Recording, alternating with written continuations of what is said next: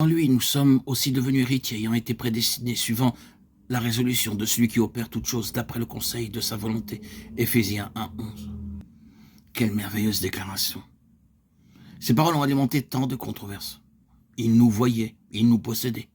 Quand je dis nous, je me réfère à une compagnie élue qui, en un certain temps, dans une certaine dispensation et dans l'histoire de ce monde, serait rassemblée hors des nations. Il voyait par avance chacun d'entre nous. Or, c'est cela le mystère de l'Évangile, cela va au-delà de nous-mêmes. L'imagination vacille. La déclaration semble tellement fantastique. Si les termes employés signifient quelque chose, ceux qui sont concernés par cette déclaration étaient individuellement vus par avance, préconnus, choisis en Christ, et préordonnés et prédestinés. Ce sont des mots que vous ne pouvez pas maîtriser. Chaque membre de ce corps élu a été préconnu, chaque membre a été prédestiné. La prédestination n'est pas en relation avec le salut. C'est par rapport à cela que beaucoup d'interprétations ont fait fausse route.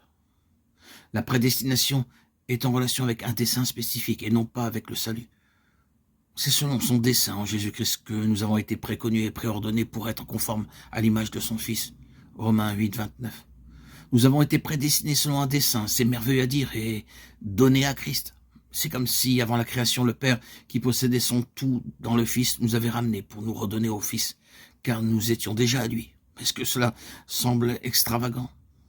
C'est ce que nous avons dans les Écritures. Avez-vous lu le 17e chapitre de Jean? Quelle est la chose qui est récurrente dans ce chapitre? Souvent nous lisons ce que tu m'as donné, et dans un autre passage il dit tout ce que le Père me donne viendront à moi. Jean 6:37. C'est immense dans son implication. Ce sont les conseils éternels, c'est le mystère de l'Évangile. Bien qu'il soit dit que ce mystère secret est maintenant révélé, qui parmi nous est parvenu au plus profond de ce qu'il signifie, je doute que quelqu'un parmi nous y parvienne dans cette vie. Mais quoi qu'il en soit, un accès nous y est accordé d'en haut. Ce mystère de l'Évangile est tellement infini et insondable. Mais dans l'Écriture, des faits sont relatés concernant un peuple donné à Christ, dans la préconnaissance de Dieu. Je n'élude pas, bien sûr, le problème intellectuel posé par l'élection, et nous y reviendrons un peu plus loin. Mais considérons quelques aspects de ce mystère dans un premier temps.